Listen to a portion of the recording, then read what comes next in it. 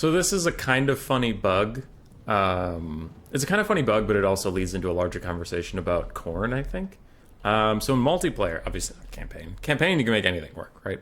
But in multiplayer, Khorne's been struggling. Domination mode, I'm not as sure. I haven't seen a lot of Khorne. It's been Slanesh, Warriors of Chaos, and Vampire Counts and whatever.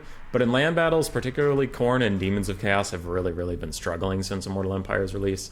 And there's a lot of reasons to that. One, Khorne's roster is expensive, and he has no magic damage, and no magical abilities, like no spells or anything. But like aside from that, right, the expensive thing kind of matters. But why? What if his units are good?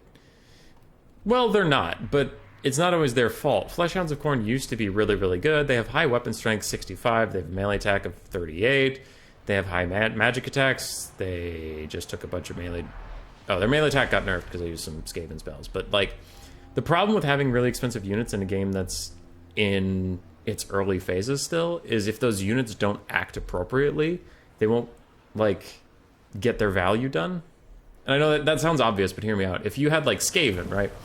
If I have my Skaven slaves, if my Skaven slaves might have a bug or something where they don't act appropriately, I can buy 4 of them for the cost of 1 Fleshhound, and out of those 4, maybe 1 will have the bad behavior, but the other 3 will work just fine.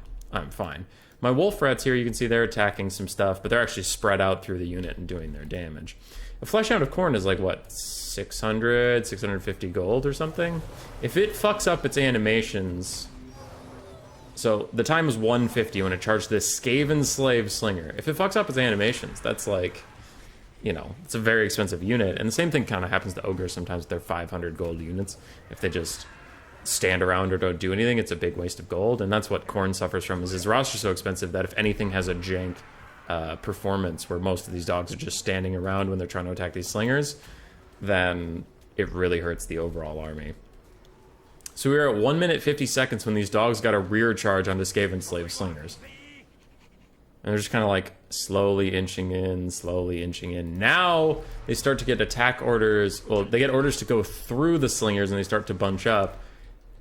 And then they'll start attacking them more appropriately, start to do some real damage, but they're also knocking models over rather than killing them at times.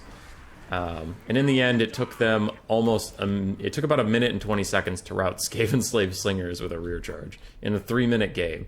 And it's like, you can see the game's already over in 3 minutes. So that's an unacceptable amount of time to take to kill Skaven Slave Slingers. But I think that's a microcosm of why Khorne is struggling in general right now. Is just, when your units are expensive, you need them to work, and the game is still at a point where sometimes units just don't work, and it's a little janky, and it's like, yeah, that'll happen, but Khorne is hurt the worst by it. Anyway, hope you enjoyed. Fleshhounds of Khorne versus Slingers. Slingers OP.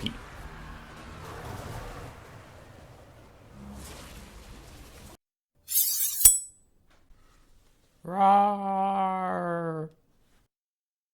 Subscribe, yes, yes.